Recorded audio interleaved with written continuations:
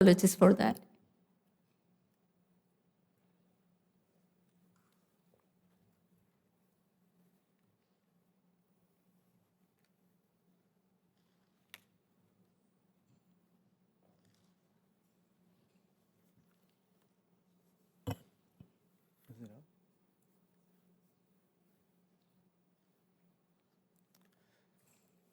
All right. Hi, everyone, and thank you for joining. I'm Siddharth D'Souza, and it's a great pleasure to be here. Thanks, Kebene, for organizing this panel and for all the back and forth to get us all here, and to Inga. My presentation today is looking at the implementation of a digital rule of law. And what I'd like to do today is think a little bit about how to explore this question through an epistemic inquiry. When I started this, thinking about this presentation and thinking about the topic, what I sought to do was really look at what is the rule of law, what is the digital rule of law, and whether there was a concept, whether there was a definition for what this digital rule of law could be. This is because the rule of law, as we've discussed in the past couple of days, has been used and thought of as a tool of development. It's been thought of as an end goal of development. It's been thought of as an indicator of development. And there are different facets to how the rule of law has been used and what it is used for. As you will see in the process of my presentation, rather than conceptualizing what a digital rule of law is, I will instead look at what a digital rule of law is doing or is seen to be doing, and how this implementation of this concept is actually in very specific and oftentimes programmatic ways. So the scheme of my presentation is as follows. I'll begin by talking a little bit about why I would like to focus on the rule of law and development practice, speak a little bit about how it's important to still center this notion of the rule of law in terms of what is and has been for several years a billion-dollar industry. I would like to frame this in terms of an epistemic inquiry, by which I mean I want to ask the question of who is really shaping these debates on the rule of law, who decides what it constitutes, and who is really being left out, who has the capacity to be a knower, and who has the capacity to be an interpreter of what the rule of law is. I will then go on to speak, and this follows nicely and hopefully in a way from the session yesterday on continuities and discontinuities in terms of how rule of law is now being conceived of in digital transformation strategies. And thereafter, I will tell you a little bit about what this does for the concept. So why focus on the rule of law and development practice? One, for several years, it has been argued that the rule of law is generally under-theorized. It's under-theorized because there is no value to having a conceptual clarity in terms of what it includes. International organizations, development agencies, donors use this concept of the rule of law in a way that suits their own agenda. So the lack of a conceptual clarity also offers the possibility to be able to shape it and make it malleable in order to suit a particular function, as Thomas Carruthers wrote several years ago.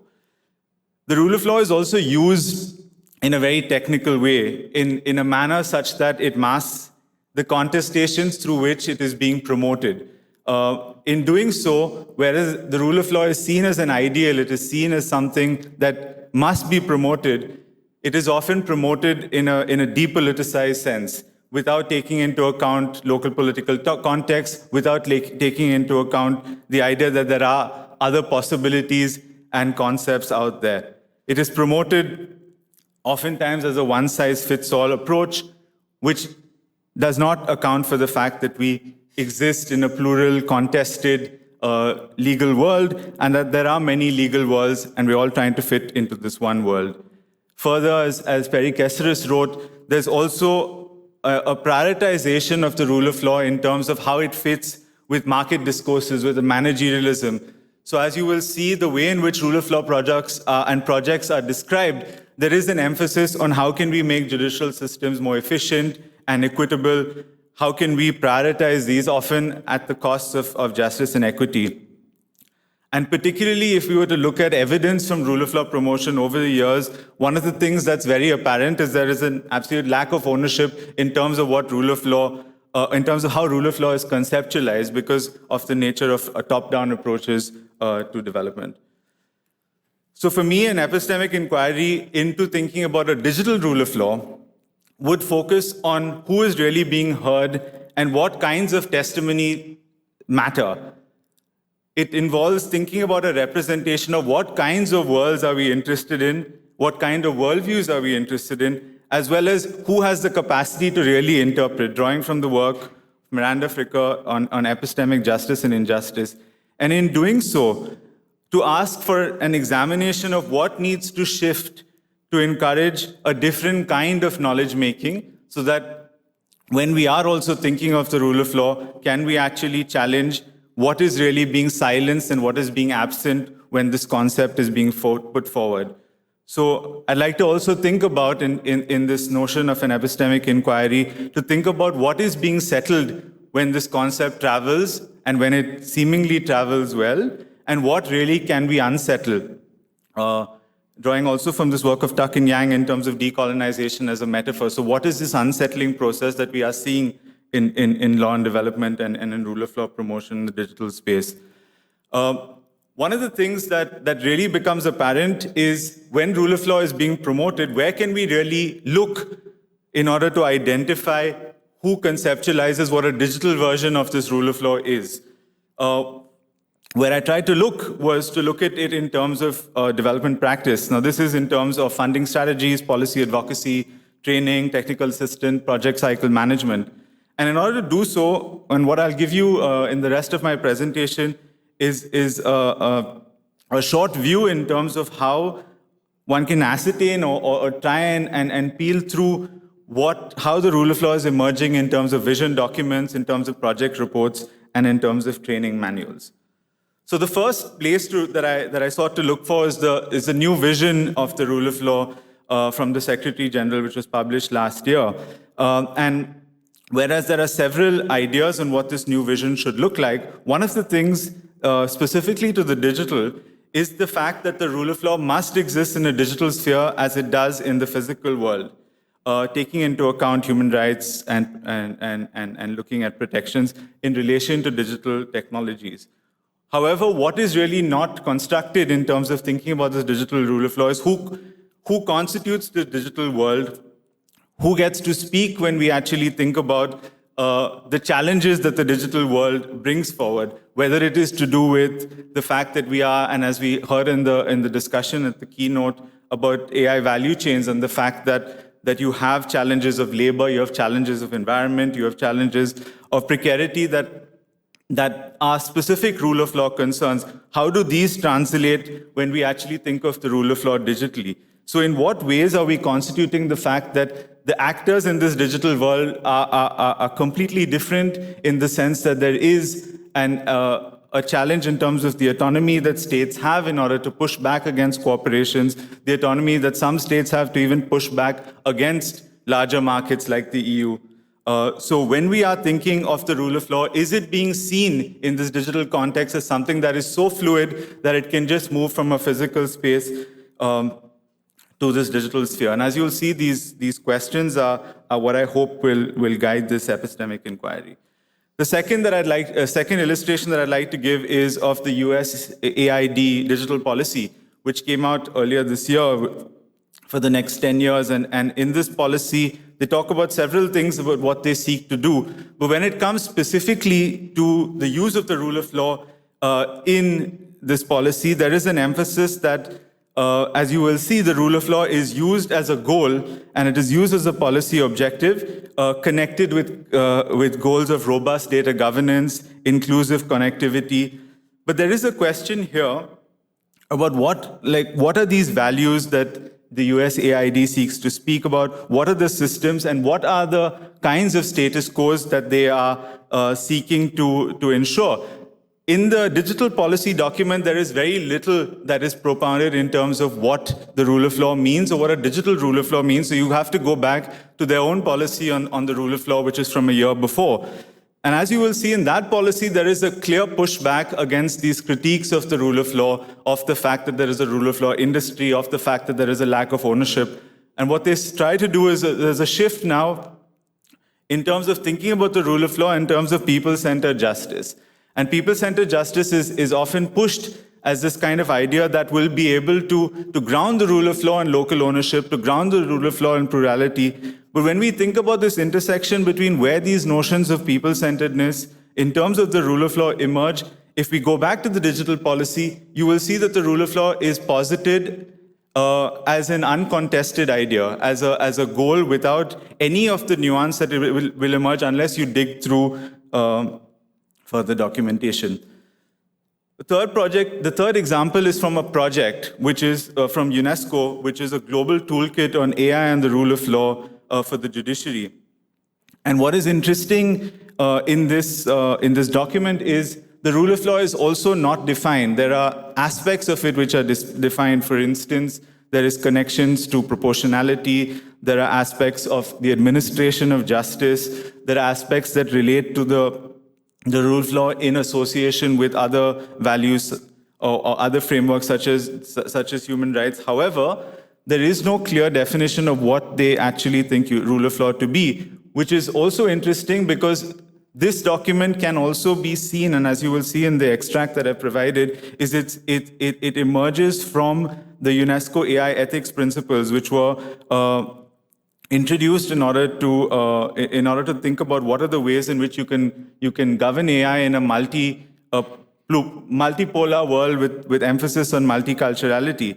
And here you actually have a toolkit which is very much focused on a formal justice system, focusing on training programs that will, in essence, push forward a particular kind of dispute resolution that places an emphasis on a particular kind of judicial institution. So what are the kinds of institutional imaginations that are emerging as a consequence? And here we see that the rule of law is really being seen as a framework for capacity building. In this project on e-justice, which is from the IDLO, you will see rule of law is being used as a programmatic goal. So rule of law is being an end goal in terms of ensuring that projects on e-justice will actually function well. But what this brief actually tells us in terms of doing the rule of law is how the rule of law is subject to a series of operational factors, from questions of sustainability, technical capacity, operations. And so you therefore see that there is a whole instrumentalizing of the rule of law, such that it is very much a tool that can be deployed subject to having these kind of conditions. And therefore, we also see that the rule of law in many regards is an end, but it's not necessarily something that is seen to be so central unless we also think about what these operational factors could look like. And my final example is from the recent Global Digital Compact, which is in its third interim report. And one of the intriguing things of the language that's used in these interim reports is actually there's no mention of the rule of law. And I wonder, and this is what I'll also end with, if using the concept of the rule of law is also absent by design, because one has seen over time that rule of law is often used in a rhetorical sense in terms of trying to position a certain agenda without really looking at its substance. So if we look at what the objectives of the Global Digital Compact are, you will see that they are in many ways being far more specific in terms of what this compact seeks to do. And the question I'd want to end with is really, is the fact that the rule of law is not part of this Global Digital Compact very explicitly a function of compromise? Or is it also a recognition of the fact that there has been so much myth-making around the rule of law that in order to add the rule of law does not add any sort of gravitas without us actually thinking through what are the conceptual elements and what are the conceptual imaginations that would ensure that the rule of law and a digital version of the rule of law can actually have meaningful purchase if it was to be promoted in different contexts. Thank you.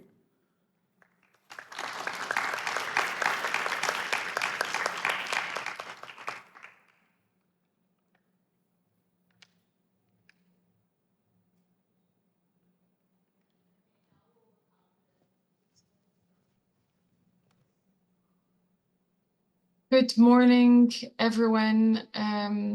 I want, first of all, to extend my sincerest apologies to you all for not being able to join you in beautiful Vilnius today. I was really looking forward to being there in person with you. And that said, I'm incredibly grateful to Inga and the entire organizing team, as well, of course, as to Cabene Wodajo for their flexibility and for still allowing me to share some of my thoughts with you all with this recording that shouldn't last more than 10 to 15 minutes. So I will try to be very brief to try and share with you the key argument and chain of reasoning of my paper entitled Essentialism in International Law and Technology. So, like most of the papers and thoughts and reflections that are shared at this ESIL conference, the paper takes place in the digital world, which is, and this is at the heart of my argument, which is deeply rooted in the modern pursuit of scientifically or objectively discoverable truth. So, what do I mean by this?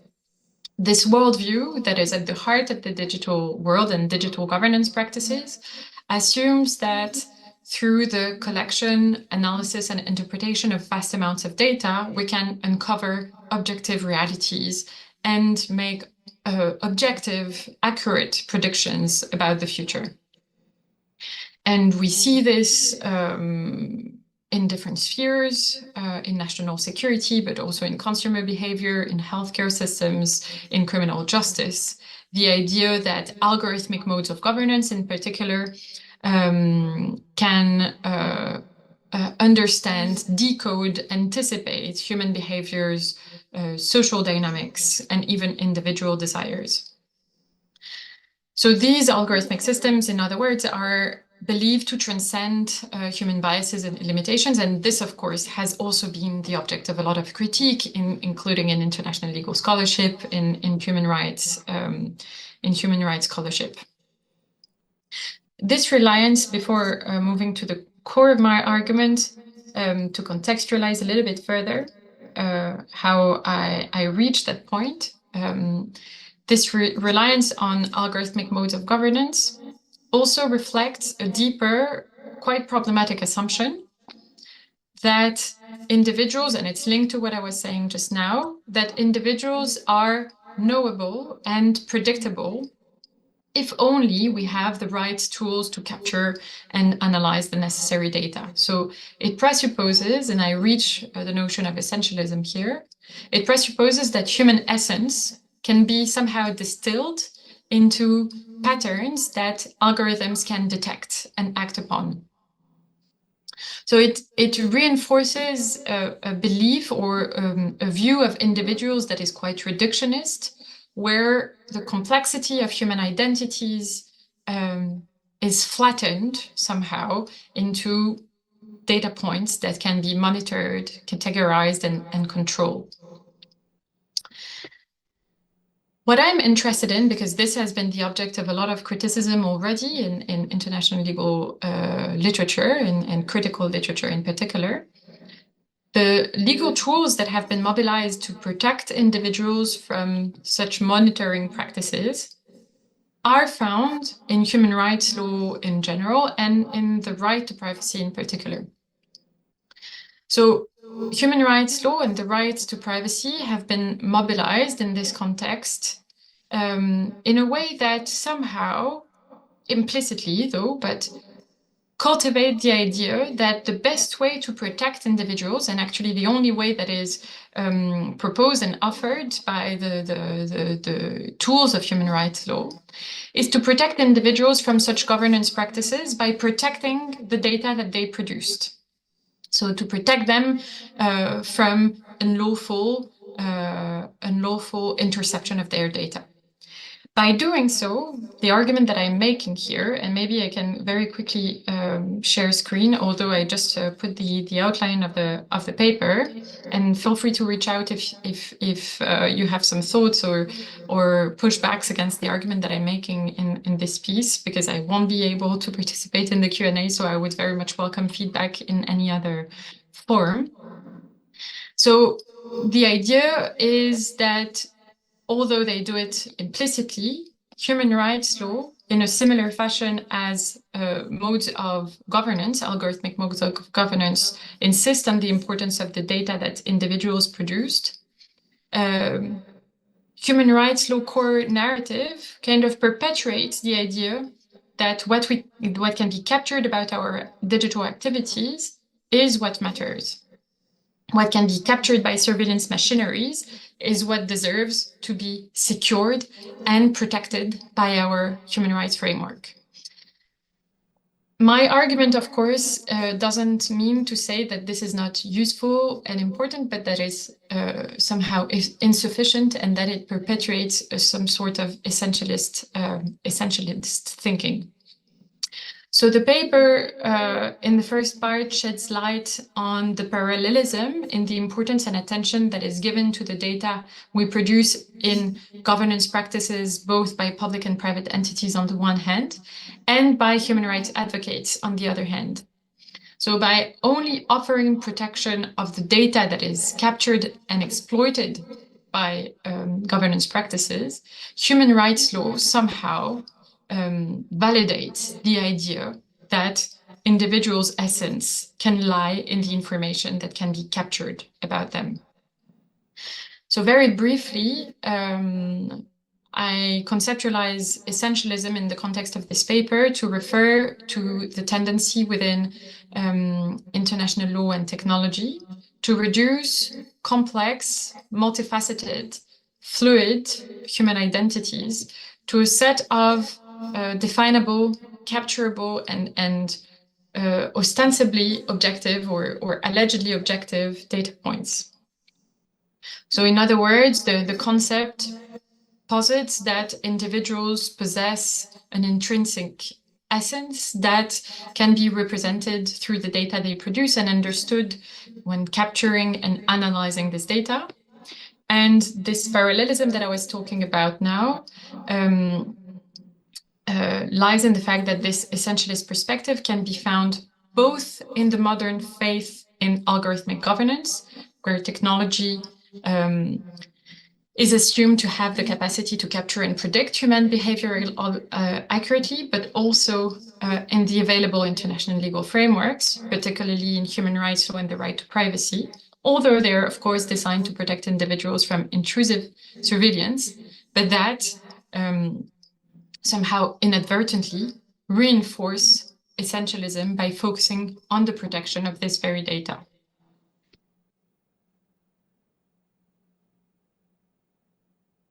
All right.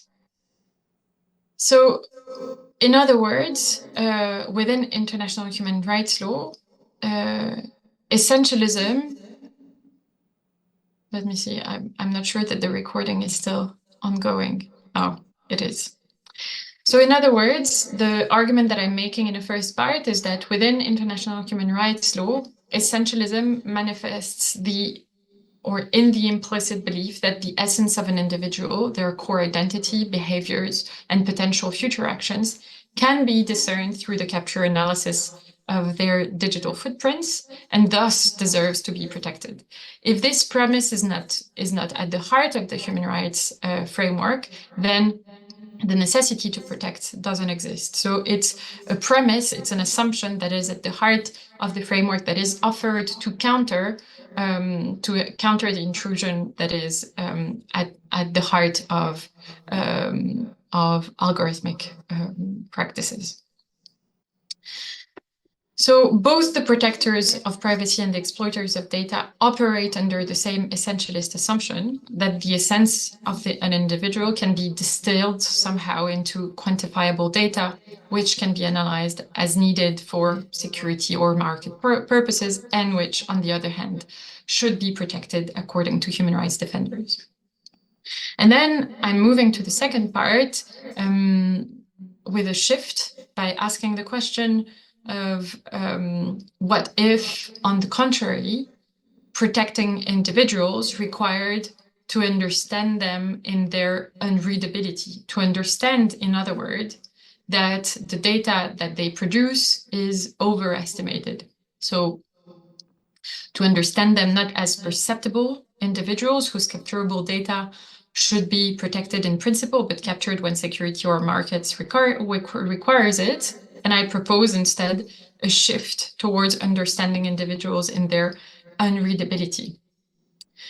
And this, of course, would mean that we break free from the confines of essentialism.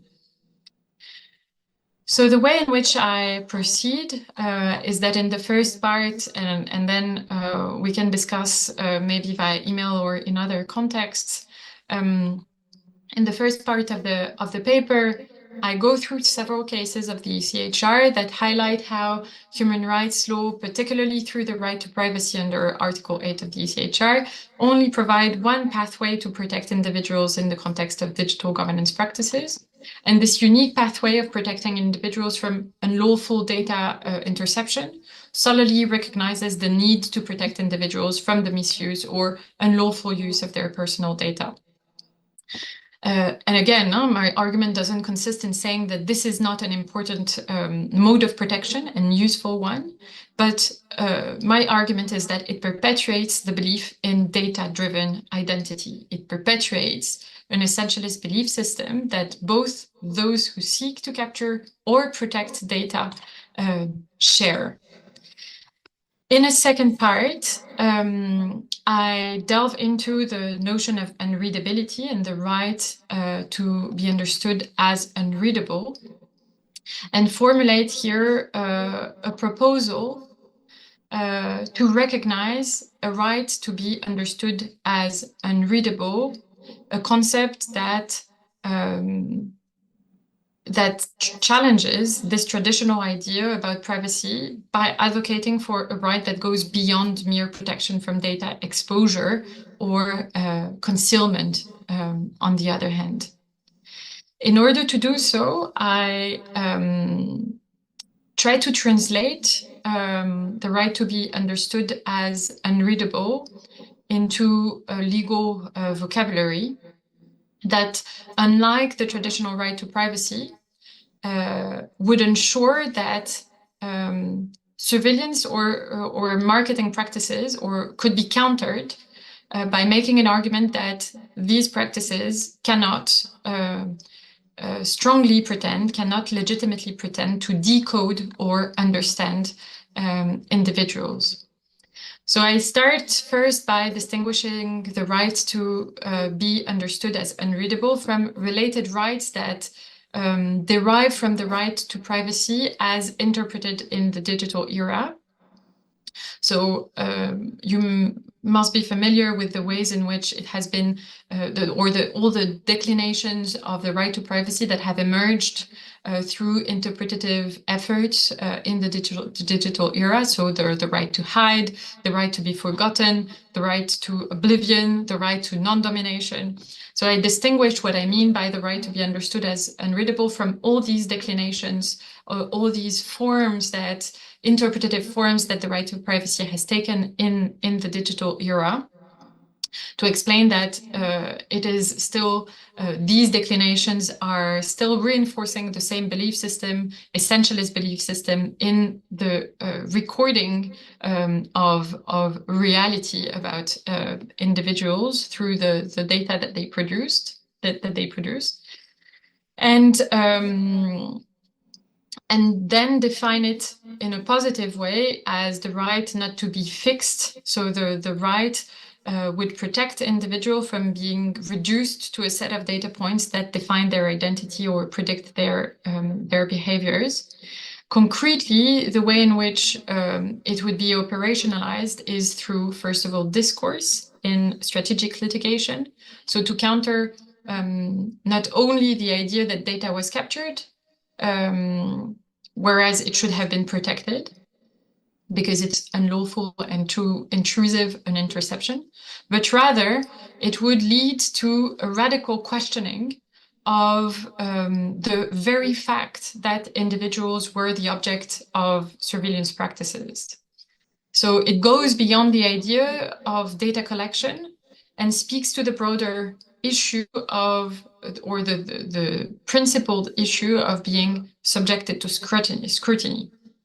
So it pushes back against the very idea of data collection as a whole and not necessarily in specific punctual occasions. So it serves to question in a systemic manner and not solely in a punctual and individualized manner the very surveillance or monitoring practices that are at the heart of certain conflicts. And then I end the paper by asking the question of whether human rights law can break this data trap, the trap within the belief system in the objective recording of reality.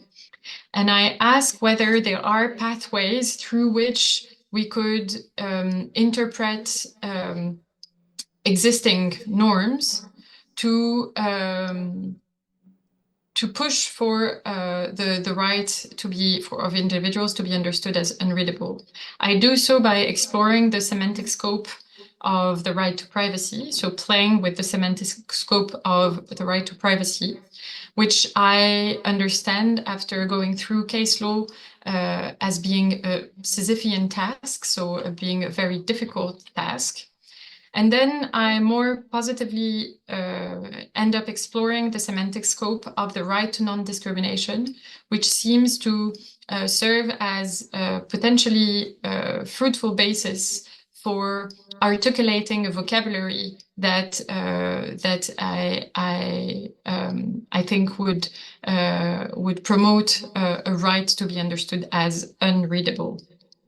I think I have been too long already, but I, of course, leave you with the frustration that I haven't been able to give you any case law as an example, a concrete example of how I unpack my chain of reasoning. But I'm very much looking forward to future interactions. I wish you all the best for the rest of this ESIL annual conference, and in particular for the rest of this conversation. Thank you very much for your attention and take care. Bye-bye.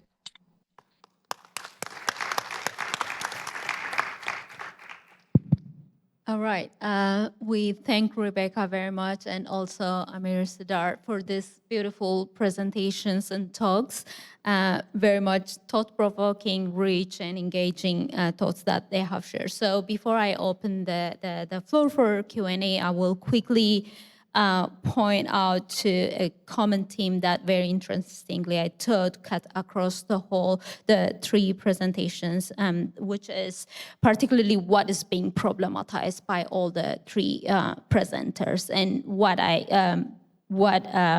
is specified very nicely by Rebecca is the minimalist, essentialist approach that distills, purifies the complex human nature, the complex socio-technical, socio-political reality into a definable, into a measurable account to be measured, to be addressed, to be protected, to be targeted.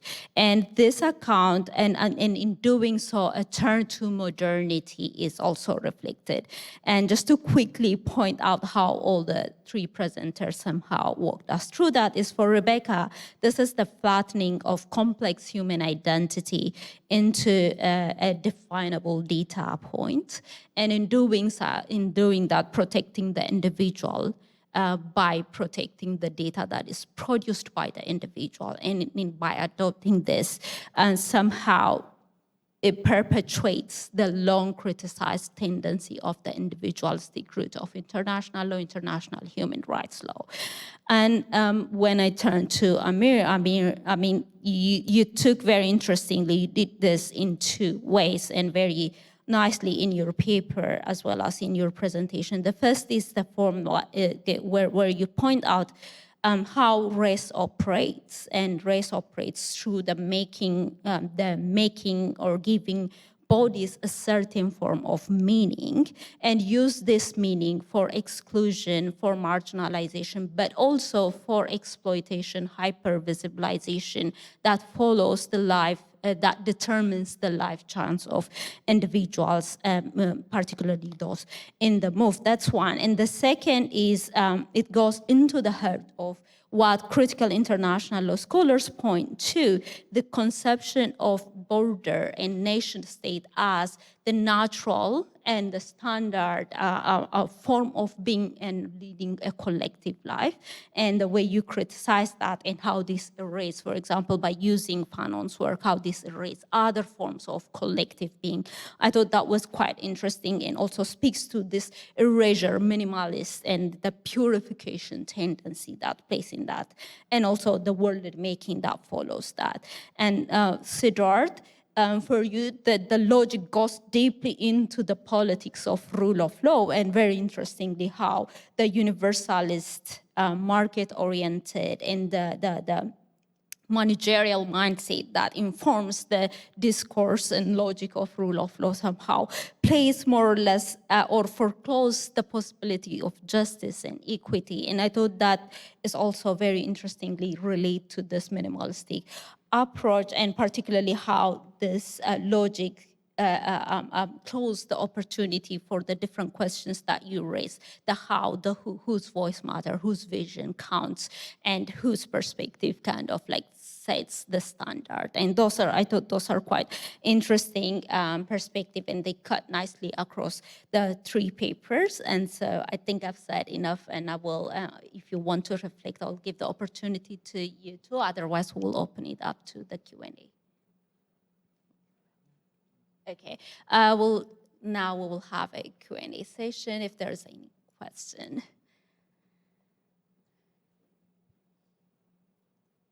Yes, we have one hand down there. Malcolm Langford, University of Oslo.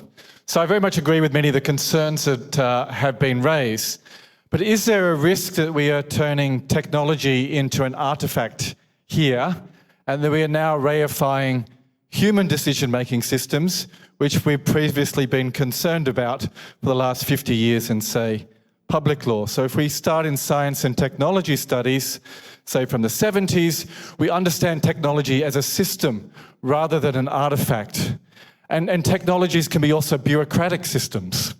And bureaucratic systems create more readable data on us, to go back to the last presentation. They flatten out our lives in both public and private organizations of data.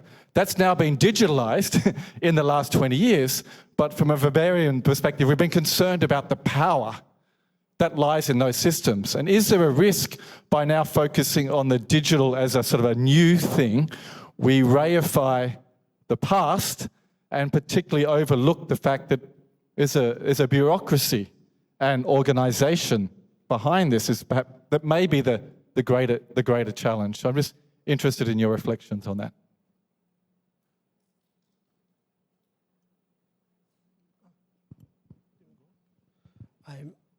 Yes. So yeah.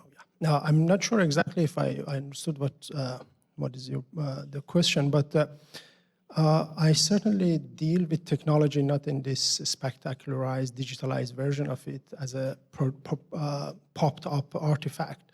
I specifically, when I turn to border, I try to see border in its assemblage of practices and rationalities and tools. Specifically, I jumped over it and I didn't talk about it. I looked at, for example, a point about Martson mats, a piece of plate that has been repurposed in a variety of locations to create and produce forms of subjectivity vis-a-vis different contexts. In the context of war in Vietnam, it was a landing mat for helicopters. In Iran, it was a place for making nomadic pastures accessible for drilling of oil. In US, Mexico, for creation of wall and illegalization of people on the move. So to say that for me, these examples that I'm having is to always bring back the social context in which these technologies are operating and put in motion, and how with the surrounding of them, be it the rationalities, practices, bureaucratic, be it objectives that are defined for them or not defined for them, they would create their own connections in the social context. A particular example that I really like to make to talk about the social context of, that's how I relate to it, of technological practices, is the invention of the cotton gin or cotton engine in the 1789 in the south of the US, and how production of a particular machine in a particular time contributed to exacerbation of the transatlantic slave trade and exacerbation of violence in the plantations. So for me, I see quite aligned with your point that yes, I see technologies in the context of their social relations, putting logics, bureaucratic practices, and rationales that are surrounding them in assemblage form, perhaps.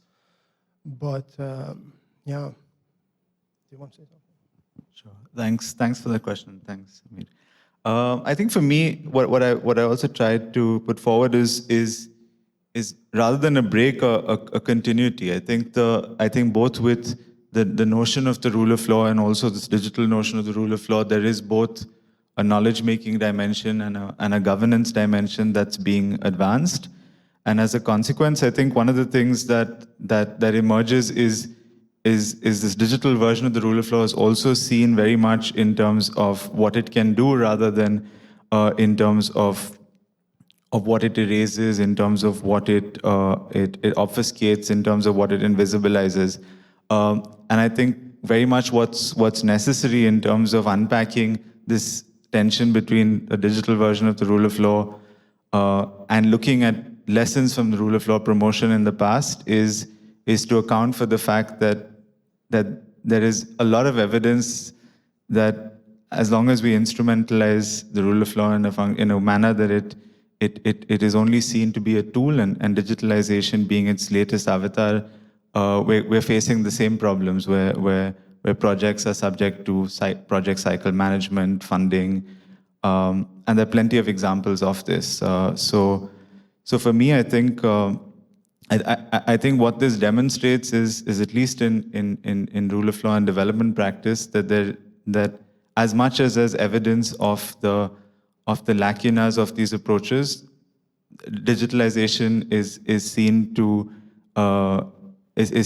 be one way of making things quicker and faster and better, but not necessarily dealing with the more systemic challenges that already emerge with trying to transplant ideas and concepts into geographies where they're not an easy fit.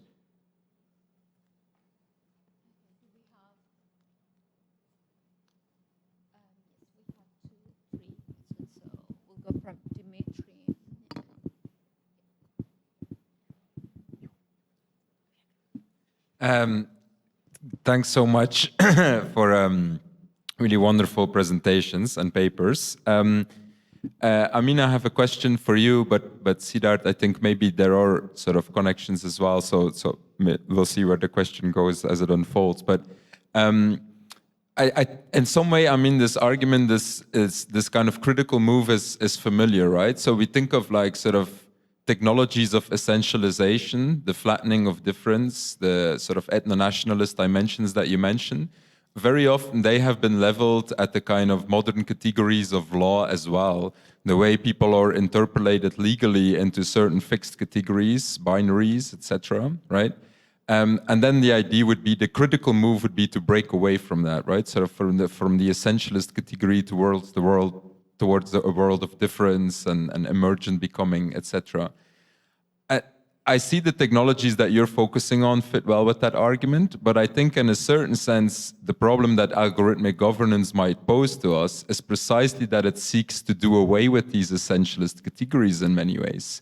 We're no longer really seen as like citizens as in these sort of very fixed legal essentialist codes, but as like emergent patterns and relations, which continuously alter and shift. And they're not really about truth-telling, right? They're just about sort of temporarily placing us in a calculus of risk.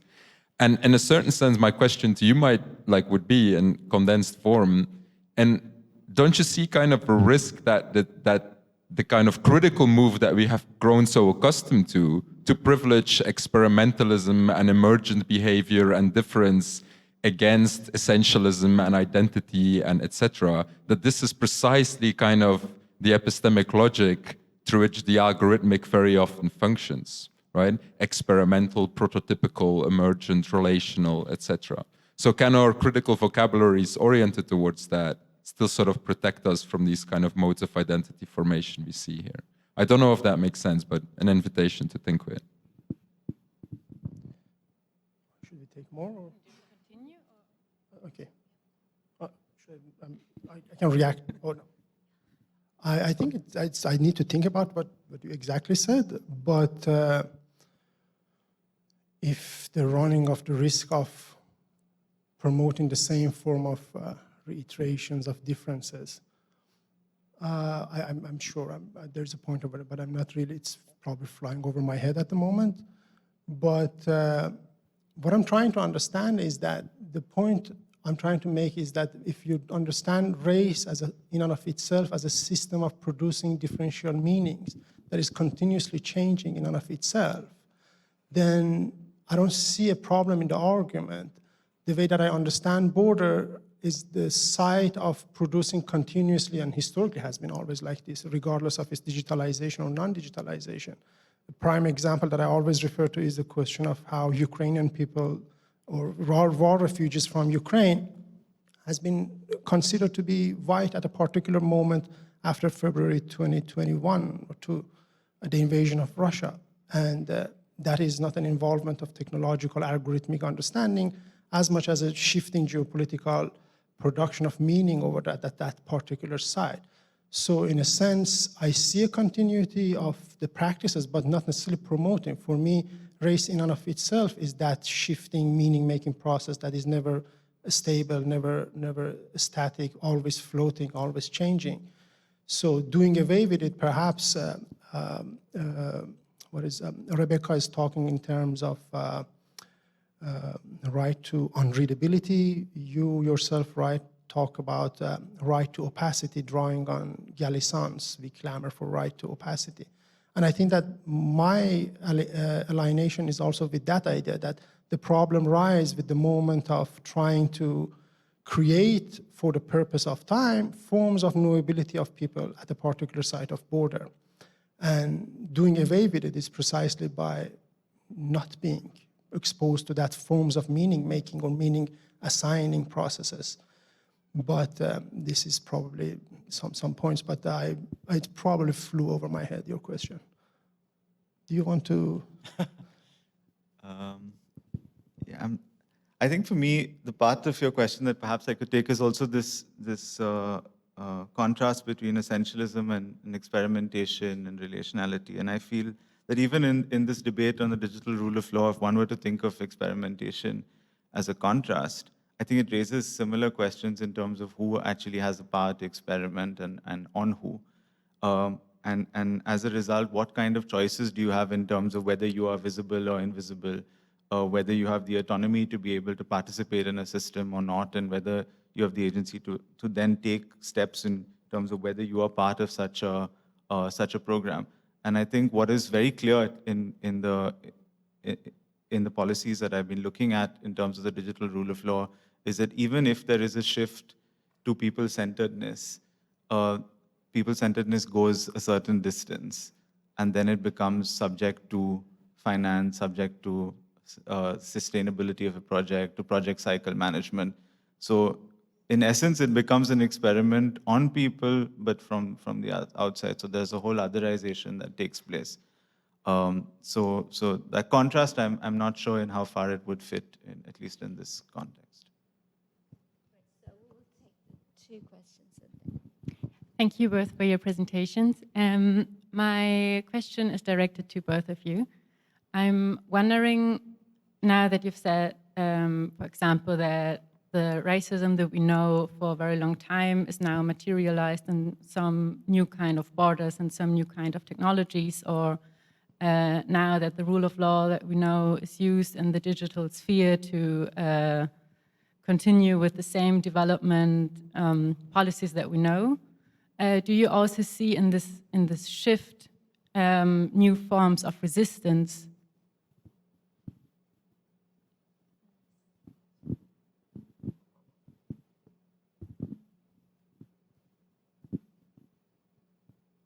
Yeah. Yes, that was a good question. Yes,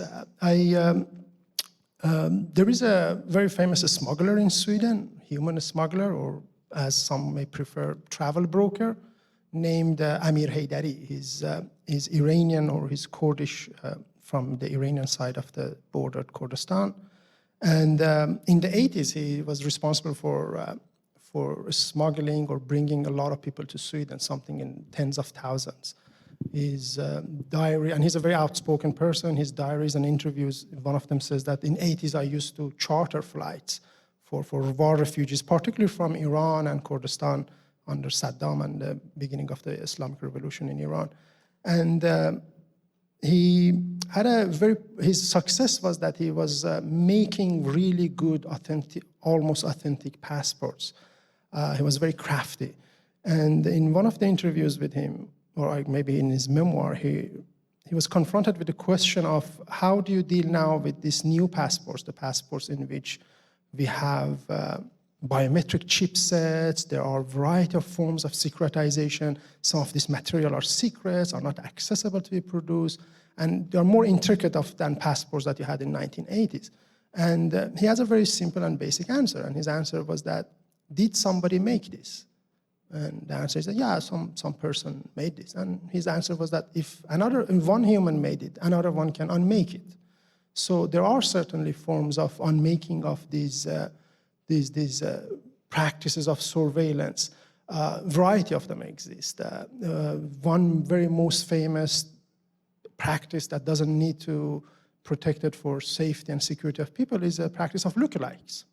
Right? No matter how, because it's kind of connected to the point that Dimitri had as well. These technologies, in the end of the day, they don't really identify you. They are verifying you. Verify you based on an authenticated version of identifiers that the state decided that is you.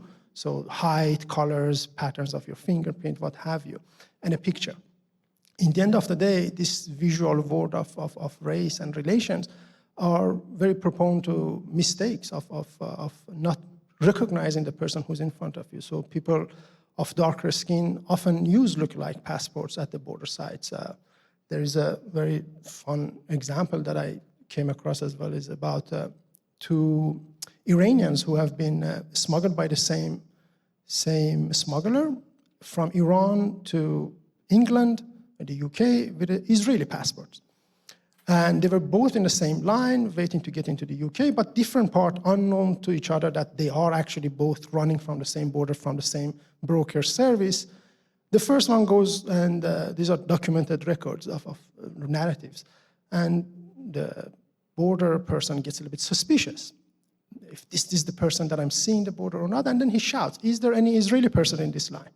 And the other Iranian guy holding an Israeli passport comes front, not knowing that he's bought the same services. And then the border guard asks him, talk to him. I said, talk to him what? Talk to him in Israeli.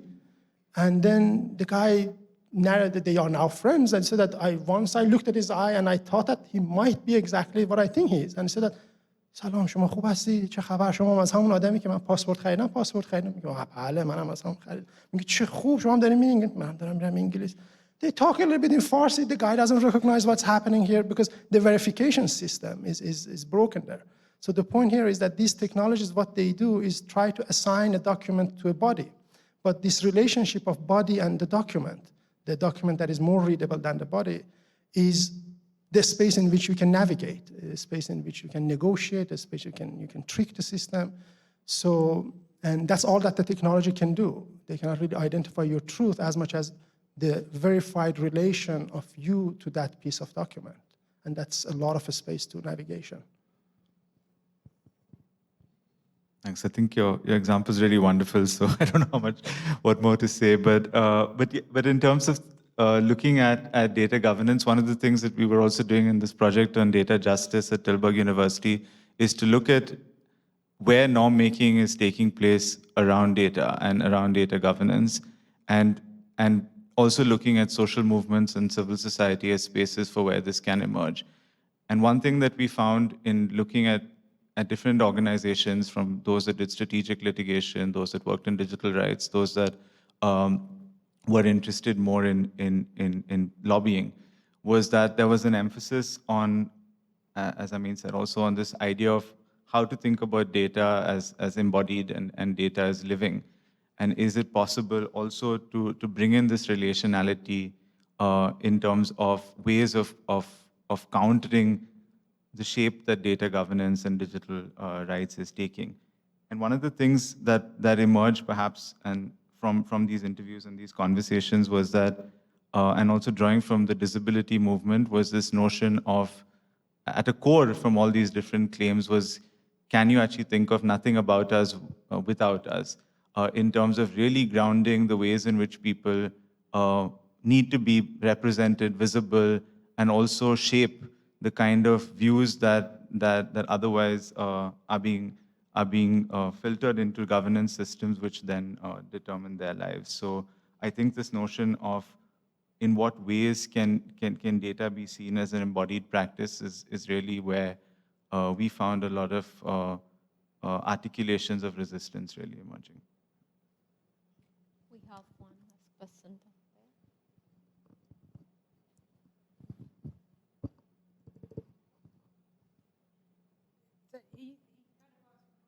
Okay. Well, great. So is there any question? Otherwise, I have one. Okay, I don't see hands. So I have one question in terms of going forward. Now we have kind of mapped out the risk and the trap that comes with essentialization and minimalist or flattening of, and then the data and the body and the encountering that.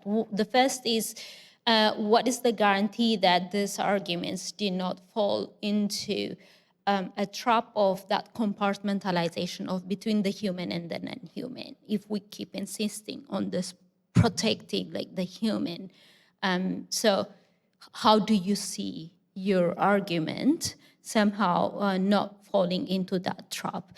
And in Rebecca's final point, she kind of suggested a radical point to this, the right to unreadability and the right not to be kind of, so as I mean, you mentioned, this also draws on Glissant work and also Black radical abolitionist work that from your perspective, where do you see kind of like your argument in terms of what is the alternative? What is the solution to that? And how can you make sure that, again, we do not fall into the trap of making the problematic compartmentalization of the human and human, but also into the conventional right discourse that comes with that, yeah.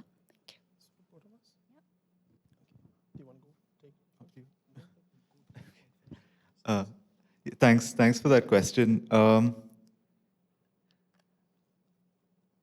I think there is the potential for thinking more broadly about what the rule of law can do and thinking more broadly about where it resides is already there. In fact, I think the dichotomy that emerged also when I was thinking about this presentation is, for instance, if one were to look at the UNESCO recommendations on AI ethics, there's already this notion of thinking not in terms of binaries of human and non-human, but also thinking about what are the intersections, thinking about what kind of agencies exist that we need to consider. What I think happens consequently is when it is operationalized into a project, it then becomes the management discourse kind of takes over, and that, I think, streamlines it into things that can be interpreted as goals and targets and funding and cycles. And I think in order to wrest that back, I think there really needs to be also a challenge in terms of how such projects are being funded, who funds them, and who actually has the purchase on determining what kinds of digital rule of law futures we would like to have. And currently, there appears to be a continuity between previous development and rule of law narratives with the digital narrative. And I think unless that can be pushed back in terms of challenging the fact that expertise does not just reside with a small set of institutions who have particular ideas and which are essentially supply side and statist in their notions, I think we will continue to not be able to also think about more pluriversal worlds that you also suggest in your question. I have a different points to the first part of the question regarding the dichotomy of human, non-human, and I'm not very versed in that language, and I acknowledge that. There's a complexity over there when it comes to borders, and there are a lot of overlaps that I can probably just flesh out by thinking out loud a bit. Sweden, in the northern part, they have a problem with wolves, the population of wolves growing or moving around a lot, and whenever the politicians of the right, especially the Christian Democrats, comes to TV and talks about how they have to stop wolves and stop the growth of them and invasion of them, I always think that she's talking about migrants. It's the same logic, same connection, same conceptualization, same methods that they are trying to deploy. So for me, that is one context of how these things, in a more imaginative, more for my own self, perhaps poetic or brutal way, overlaps. But also at the same time, I'm aware that this unequal material world that we are living in it is also constructed in obscene ways as well. There has been, when Trump was talking about producing his wall in Mexico, there was a contests of artists and designers and architects to design the best and most fantastic and impenetrable walls possible. Amongst the winners was also more ecologically friendly borders that allow passages for animals that needs to go across border. This is not to say that, these dichotomies don't need to be taken, but this is to bring to attention that borders also have a particular environmental, in that sense, effect. They create some sort of organization of non-human life as well, for that matter. I'm also aware, for instance, that the people on the move from the South to the USA, they dub themselves as coyotes. And this overlapping of exposing to the same environment, exposing to the same form of violence, exposing to the same train is also something probably of interest for people who understand those things better than me.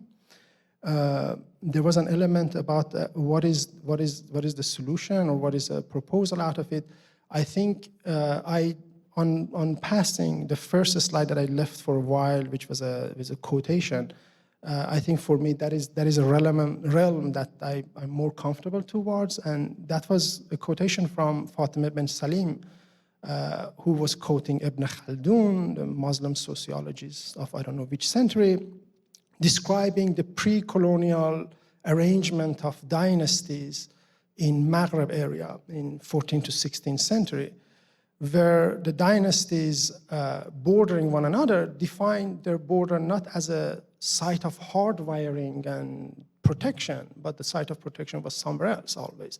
And the border space was always the space of negotiation between the people who lived in that space and their ever-changing alliances to this or the other side of it. And the borders were referred to in terminology of hudud and atraf in Arabic words, which means approximate, surroundings, vicinities, marshes, not border and boundaries.